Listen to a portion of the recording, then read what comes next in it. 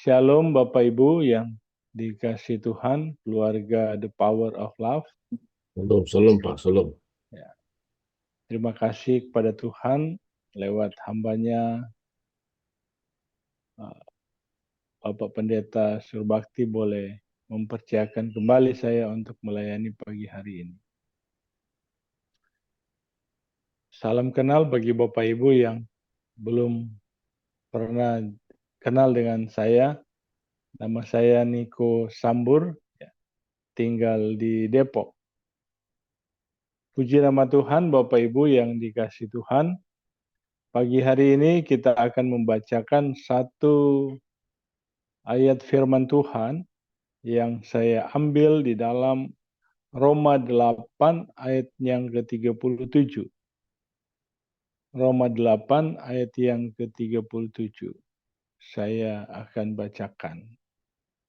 Roma 8 ayat 37. Tetapi dalam semuanya itu kita lebih daripada orang-orang yang menang oleh Dia yang telah mengasihi kita. Terpujilah nama Tuhan, berbahagialah orang yang mendengarkan kebenaran firman Tuhan. Bapak Ibu yang dikasih Tuhan, saya percaya semua orang yang hidup ingin menjadi pemenang. Tidak ada yang merancangkan hidupnya menjadi orang yang kalah atau orang yang gagal dalam dia mengikuti sebuah konsentrasi. Misalnya, dia sebagai atlet, dia terus berusaha, dia melakukan latihan-latihan agar dia pada saat dia mengikuti pertandingan, dia ingin dia menjadi seorang yang pemenang. Ya. Topik firman Tuhan saya pagi hari ini adalah berperang untuk menang. Allah sangat merindukan bukan sekedar kita untuk menjadi orang menang, tetapi Allah merindukan kita menjadi seorang pemenang di dalam Tuhan. Itu yang Allah kehendaki bagi saya dan saudara pagi hari ini, agar kita menjadi orang-orang yang bukan sekedar menang, tetapi menjadi seorang yang pemenang. Jadi kita harus menjadi lebih dari pemenang. Ya, ada pujian berkata, lebih dari pemenang dalam segala perkara, iblis telah dikalahkan oleh kuasa darahnya. Jika Allah di pihak kita, siapa dapat melawan? Kita lebih dari pemenang. Haleluya, pujian yang indah. Bahwa kita lebih dari pemenang. Di dalam kita melakukan pekerjaan atau perintah-perintah yang Tuhan berikan bagi saya dan saudara. Nah, di pagi hari ini bagaimana cara supaya kita bisa menjadi pemenang? Bagaimana caranya supaya kita bisa menjadi lebih dari pemenang? Kita harus meyakini kehadiran Allah dalam hidup saya dan saudara. Ya, kita harus menyadari bahwa Allah hidup dalam kehidupan saya dan saudara untuk berperang agar kita boleh menjadi pemenang. Ya. Kalau tahun-tahun yang lalu barangkali kita seringkali menghadapi yang namanya masalah, kegagalan. Ya. Bahkan barangkali tahun ini pun ya, saya dan saudara terus ada dalam masalah-masalah dalam kita menjalani kehidupan ini.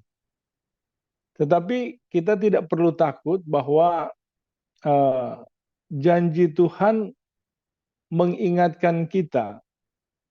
Ya, itu sebabnya Rasul Paulus mengatakan dengan pasti ya bahwa jika Allah di pihak kita, maka tidak ada yang dapat melawan kita. Luar biasa. Masalah artinya manusia menyadari bahwa selama kita ada di dalam dunia ini, yang namanya masalah tidak akan pernah berakhir, tidak akan pernah berhenti. Masalah selalu datang silih berganti dalam kehidupan umat yang percaya. Tetapi Rasul Paulus mengingatkan bahwa jika Allah di pihak kita, tidak ada yang dapat melawan. Masalah apapun datang silih berganti dalam kehidupan saya dan saudara. Yakin dan percaya bahwa Allah ada di pihak kita. Nanti Bapak Ibu bisa baca dalam Roma 8 ayat 31 dan 32. Masalah yang paling berat yang kita hadapi akhir-akhir ini dunia ini, apakah itu masalah ekonomi, ya masalah keuangan, mungkin masalah bisnis kita, masalah pekerjaan kita. Jangan kita lari daripada Tuhan. Karena masalah boleh datang silih berganti, tetapi saya yakin dan percaya kalau Allah ada di pihak kita, kita sanggup, kita mampu melewati semua itu. Masalah yang paling berat adalah ketika kita merasa ditinggalkan Tuhan. Masalah yang paling berat ketika kita merasa bahwa Tuhan meninggalkan kita. Ya. Itu sebabnya ketika Tuhan Yesus berada di kayu salib, ya, dia berkata, Eloi, Eloi, lama sabachthani. Ya, yang artinya, Allahku, Allahku, mengapa engkau meninggalkan aku? Jadi sepertinya kita jangan pernah berpikir kalau kita ditinggal Tuhan. Tuhan tidak pernah meninggalkan saya dan saudara. Dalam keadaan apapun. Ya. Manfaatkan setiap masalah untuk kita bisa lebih intim dengan Tuhan. Kalau kita memiliki masalah, kita terus berdoa kepada Tuhan. Semakin hari kita semakin intim, kita semakin hari semakin bergaul intim dengan Tuhan. Maka saya yakin dan percaya, jika kita ada masalah, Tuhan sanggup merubah menjadi berkat dan mujizat buat saya dan saudara akan terjadi. Maka Tuhan akan berperang. Tuhan akan berperang dan Tuhan akan berperan agar kita bisa menjadi pemenang.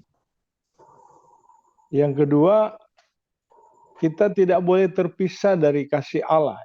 Dalam Roma 8 ayat 35 sampai 39.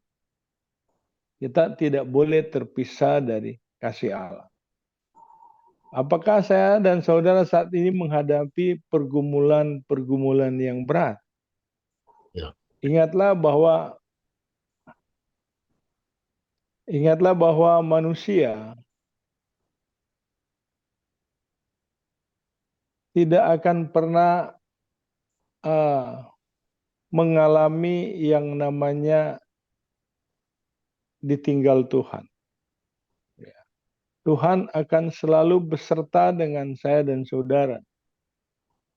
Ketika kita ada masalah, pasti Tuhan akan menjadi pembela kita. Ya, di depan, di awal saya menyampaikan bahwa Tuhan yang akan berperang dan Tuhan akan berperang berperan untuk mengatur ketika kita ada masalah. Kita akan menjadi orang-orang yang menang Ya. di atas penderitaan. Ya.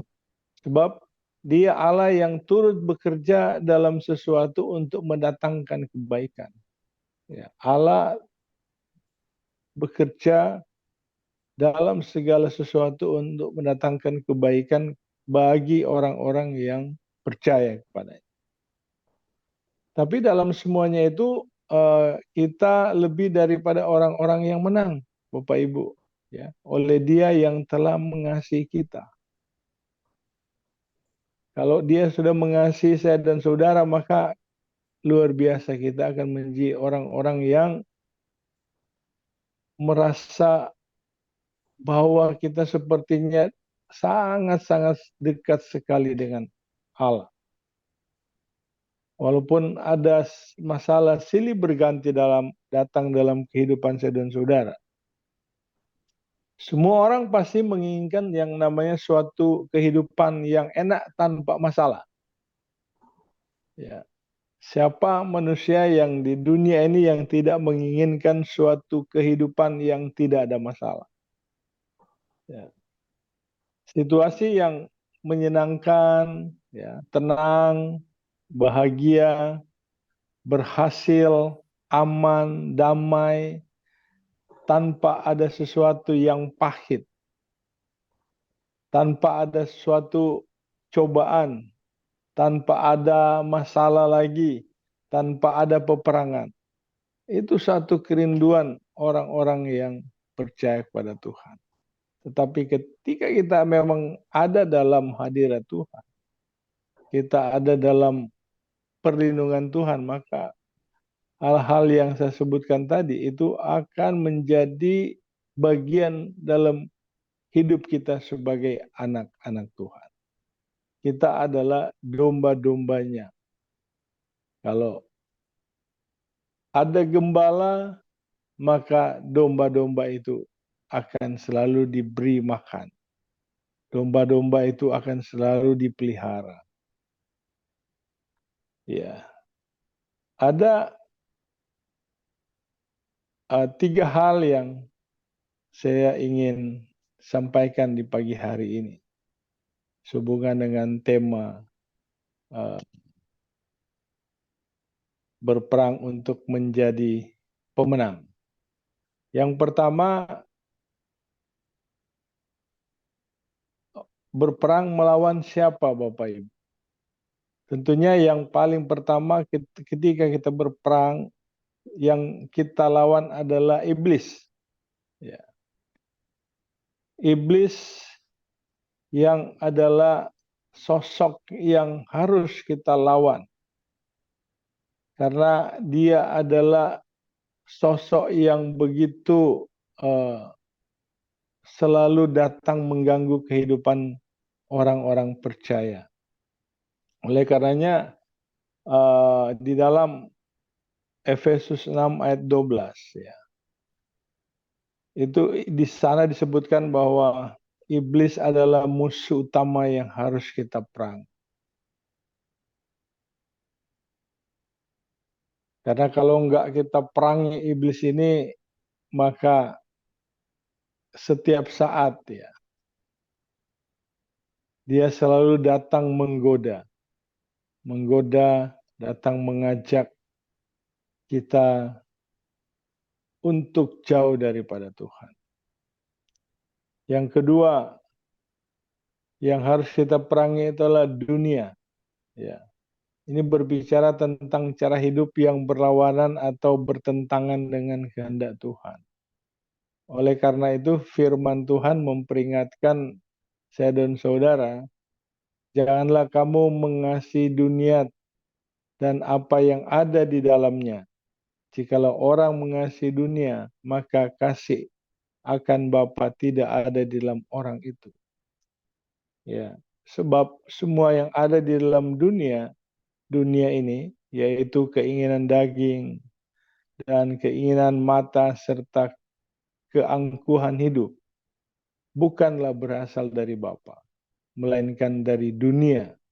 dan dunia ini sedang lenyap dengan keinginannya. Tetapi yang melakukan kehendak Allah tetap hidup selama-lamanya. Dalam 1 Yohanes 2 ayat 15 sampai 17. Jadi keinginan duniawi ini kadang-kadang ya itulah yang sering ditawarkan oleh iblis tadi. Supaya kita tergiur dengan apa yang menjadi tawaran seolah-olah apapun yang dia tawarkan itu semua indah. Itu cara kerjanya iblis untuk menarik orang-orang percaya itu meninggalkan Tuhan. Ya. Dan yang ketiga, yang kadang sulit juga kita lawan adalah melawan diri kita sendiri. Ya, kedagingan kita. Kadang-kadang kedagingan kita ini yang juga berperan penting dalam keimanan kita yang seringkali kita jatuh ya karena keinginan daging. Dan memang keinginan daging ini adalah musuh yang paling terdekat dalam kehidupan orang-orang yang percaya. Ya. Karena tiap-tiap orang sering dicobai oleh si iblis itu untuk keinginan dirinya sendiri. Ya, ketika kita mengikuti apa yang menjadi kehendak kedagingan kita, maka kita akan ditarik, kita akan diseret, ya kita akan dipikat olehnya, oleh diri kita sendiri. Dan apabila keinginan itu telah dibuai, ia akan melahirkan apa, Bapak Ibu? Dia akan melahirkan dosa. Dan apabila dosa itu sudah matang, ia akan melahirkan maut. Nah, kalau dosa itu semakin hari kita lakukan dalam kehidupan kita, maka hasilnya itu akan hasilnya melahirkan hasil yang namanya maut. Dalam Yohanes 1 ayat 14 dan ayat yang ke-15. Ya. Untuk bisa menjadi pemenang dari diri sendiri atau kedagingan kita, kita harus menempuh jalan salib. Ya, yaitu dengan cara memikul segala keinginan diri sendiri di atas kayu salib. Dengan pertolongan Roh Kudus, kita pasti mampu. Kalau kita menghadirkan yang namanya Roh Kudus, pasti permasalahan apapun yang kita alami, ya, kita akan mendapatkan yang namanya kemenangan. Ya. Kemenangan tidak akan pernah kita raih tanpa usaha kita. Bagaimana kita menjadi pemenang kalau kita tidak berusaha? Bagaimana iman kita akan tumbuh, iman kita akan berbuah kalau kita tidak ada usaha. Usahanya kita berusaha mendekatkan diri kepada Tuhan. Membaca renungan firman Tuhan. Berdoa. Ya, saya pikir kita masih dalam suasana Paskah. Ya, kita tahu bahwa Tuhan Yesus mati di kayu salib dan dia sudah sanggup mengalahkan maut. Ya, dia menjadi pemenang ketika pada hari yang ketiga dia bangkit dari antara orang mati. Ya, dan dia akan naik ke surga untuk menyediakan tempat buat orang-orang yang percaya kepadanya. Dan dia berjanji dia tak datang kembali. Dia naik ke surga untuk menyediakan tempat buat saya dan saudara. Selama dia menyediakan tempat buat saya dan saudara, dia telah mengirimkan roh penghibur, roh penolong buat orang-orang yang percaya kepadanya. Sehingga ketika kita memiliki suatu masalah, kita berperang dengan iblis, dengan dunia, melawan kedagingan kita sendiri. kita hanya berdoa kepada Tuhan lewat roh penghibur, roh penolong. Dia akan memberikan pertolongan buat saya dan saudara. Oleh karena itu, kalau kita ingin menjadi pemenang yang unggul, kita hanya bisa menyerahkan semua permasalahan kita kepada Tuhan. Dan Tuhan yang akan bekerja. Biarlah renungan pagi hari ini dapat menuntun saya dan saudara untuk memasuki hari esok dengan kemenangan. Demi kemenangan, karena kita adalah orang-orang yang percaya, yang berharap kepada Tuhan. Ketika kita berharap kepada Tuhan, semua masalah, semua problem kita, ya, kita serahkan kepada Tuhan. Dan kita tidak akan dipermalukan oleh Tuhan. Karena Dia adalah Allah yang tidak pernah mengingkari janjinya. Bahkan Dia rela menyerahkan dirinya untuk orang-orang yang tidak percaya kepadanya. Supaya kita menjadi orang-orang pemenang. Kita menjadi orang-orang yang memiliki suatu kemenangan yang hakiki yang datang daripada Tuhan. Puji nama Tuhan, Bapak Ibu yang dikasihi Tuhan. Demikianlah renungan firman Tuhan saya pagi hari ini. Kiranya Tuhan senantiasa memberkati kehidupan Bapak Ibu dan saya dalam the power of love. Semakin hari semakin Tuhan pakai dalam pelayanan dimanapun Bapak Ibu berada, dan the power of love ini semakin hari semakin menjadi berkat buat banyak orang. Terpujilah nama Tuhan. Saya kembalikan kepada hambanya Bapak Pendeta Surbakti.